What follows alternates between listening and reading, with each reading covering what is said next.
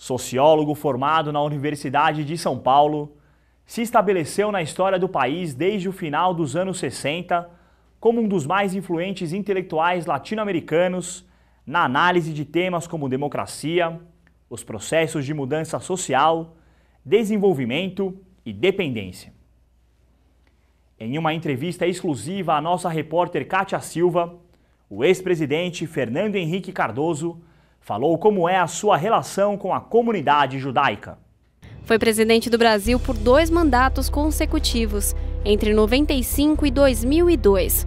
Nasceu em 1931 no Rio de Janeiro e foi casado com Ruth Cardoso, com quem teve 3 filhos. Em 1983 marcou a história do país e participou das articulações visando a transição do regime militar para a democracia e tornou-se um dos grandes articuladores das diretas já. Eleito senador do estado de São Paulo e membro fundador do PSDB em 1988. Também foi ministro das Relações Exteriores em 92 e ministro da Fazenda em 93. É professor emérito da Universidade de São Paulo, presidente do Instituto Fernando Henrique Cardoso e presidente de honra do Diretório Nacional do PSDB. O Shalom Brasil de hoje recebe o ex-presidente da República, Fernando Henrique Cardoso, em entrevista exclusiva. Fernando Henrique, muito obrigada pela presença. É um prazer, não é a primeira, já falei várias vezes para o Shalom Brasil. E conta para mim, então, qual que é a sua relação com a comunidade judaica? É muito grande, eu tenho uma proximidade de amizade, até de parentesco. Eu tenho netos cujos pais é judeu, e meus netos também têm uma cultura judaica. De modo que temos muita proximidade. Além disso, eu fui muitas vezes, algumas vezes, não tantas quanto eu gostaria, a Israel, e eu aprecio o enorme esforço do povo israelense, do povo judeu, e a contribuição que dão ao mundo, ao Brasil em especial. A gente tem a impressão que há muitos, não há tantos judeus aqui, mas são tão distinguidos, fizeram tanto pelo Brasil, que sempre tem uma marca judaica. Eu respeito e admiro isso. Como é que o senhor enxerga a relação entre Israel e a Palestina? Olha, é difícil solucionar um problema tão antigo, né? Eu estive lá muitas vezes, algumas vezes, em Israel, na Palestina. Eu acho que quando se vê os povos são primos, né? Muita coisa é em comum, até a própria comida, muita cultura em comum. Agora, tem marcas históricas que precisam ser esquecidas. Uma vez o Shimon Peres me fez uma proposta que eu achei interessante.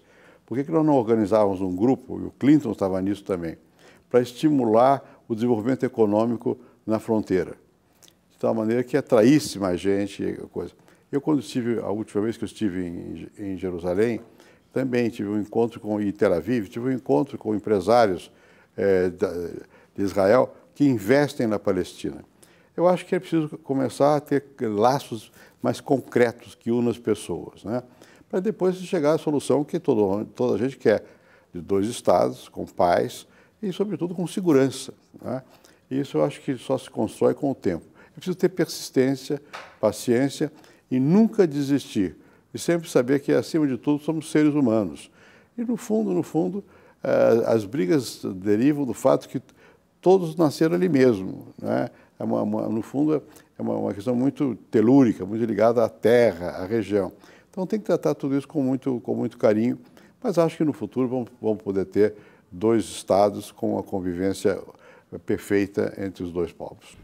Presidente, já que falávamos sobre relações comerciais exteriores, comenta um pouquinho para mim, então, sobre as relações entre Israel e Brasil durante o seu mandato e agora como o senhor enxerga nos dias atuais. Bom, as relações sempre foram boas, né? Durante o meu mandato, eu procurei sempre proximidade econômica e há, por exemplo, a remodelação dos aviões da Força Aérea Brasileira, são feitos com tecnologia israelense, né? E também existe um forte intercâmbio cultural e isso tem crescido de lado a lado. Agora, com a questão do Mercosul, a questão das relações mais próximas do Brasil, dos acordos comerciais, só tende a avançar mais, né? Israel tem uma coisa que nos falta, ciência, tecnologia, um desenvolvimento tremendo. Eu tenho um título que me honra muito, eu sou doutor honoris causa pela Universidade de Jerusalém, né? Universidade Hebraica de Jerusalém. Fui lá. O número de prêmios Nobel que tem lá é uma coisa assim inacreditável, né? Então isso nós precisamos do conhecimento que existe em Israel. Por outro lado, nós temos aqui muitos produtos que podem ser exportados para Israel. E investimento, aumentar os investimentos. Eu acho que a tendência é de uma crescente aproximação entre Israel e o Brasil. Fernando Henrique, conta um pouquinho para mim e para o público aí de casa, como é que surgiu então o projeto da Fundação IFHC? Isso é o seguinte, é tradição, sobretudo nos Estados Unidos, de que os ex-presidentes organizem alguma coisa onde possam guardar e mostrar aquilo que eles fizeram. Nos Estados Unidos tem muito apoio do governo, eles dão recursos. No Brasil não tem apoio nenhum, tem recurso direto do governo, mas tem sempre a Lei Rouanet, que permite que você trate o material disponível com recursos que são, no fundo, fiscais, são do próprio governo. E aqui o que nós fizemos foi organizar uma documentação, que você deixa a presidência, recebe 1000 caixas de papel, enormes caixas com muito papel, muita documentação, muita fotografia, muito filme, e é preciso preservar tudo isso, né? Então tem uma parte aqui nessa instituição, que é um acervo dessa documentação, e nós estamos progressivamente colocando à disposição do público. Estamos escaneando e colocando na internet, porque, a não ser o material que seja eventualmente classificado, considerado reservado, o resto é tudo para se ver o que passou pelo gabinete do presidente. Aqui no outro andar, no 5º andar desse edifício, existe uma exposição que é multimídia, para entender o que era a inflação, como é que se acabou com ela, como é que foi a luta pela direta já. Não é uma coisa de homenagem a mim, não, é uma coisa da história, né? Dos vários presidentes até o presidente Lula. E o ano passado, 6.000 jovens vieram ver essa exposição. Esse ano a mesma coisa, nós temos aí visitas guiadas, porque como não tem espaço para todo mundo, mas isso está aberto ao público. Então isso aqui é um centro de documentação e de guardar a memória de um período e, ao mesmo tempo, nós somos uma espécie de thinking tank. Fazemos sempre reuniões, discussões, seminários, com uma condição, tudo vai para a internet.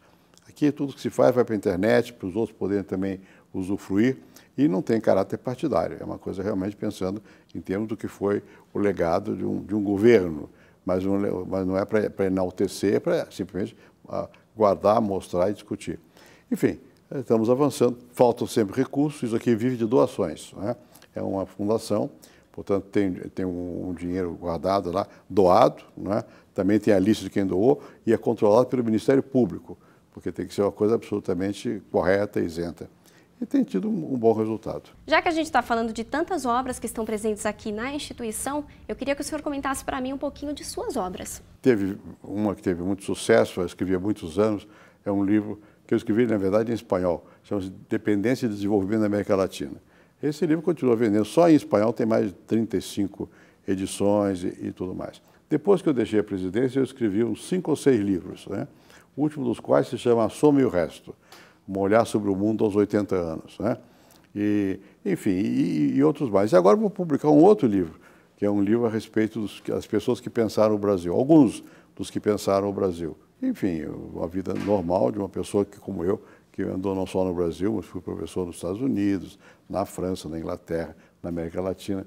Então tem muitas ligações e tem muitos interesses diversificados por aí, e a minha obra recolhe isso, né? Tá bem. Eu gostaria que o senhor deixasse uma mensagem agora para a comunidade judaica. Olha, a mensagem que eu posso deixar é assim, nós estamos no fim da Páscoa, né? E eu acho que é importante sempre acreditar nas coisas, acreditar que nós vamos melhorar sempre, né? E vamos trabalhar para isso. E vamos dar o melhor de nós mesmos para manter uma visão solidária de uns para com os outros. Especialmente uma comunidade como a judaica, que vive da solidariedade, né? Nesses momentos tem que refletir muito sobre isso e ver que ela tem feito muito pelo Brasil, e eu acho que é uma beleza, podemos ter um país que tem uma comunidade judaica que é brasileira. Eu acho isso formidável.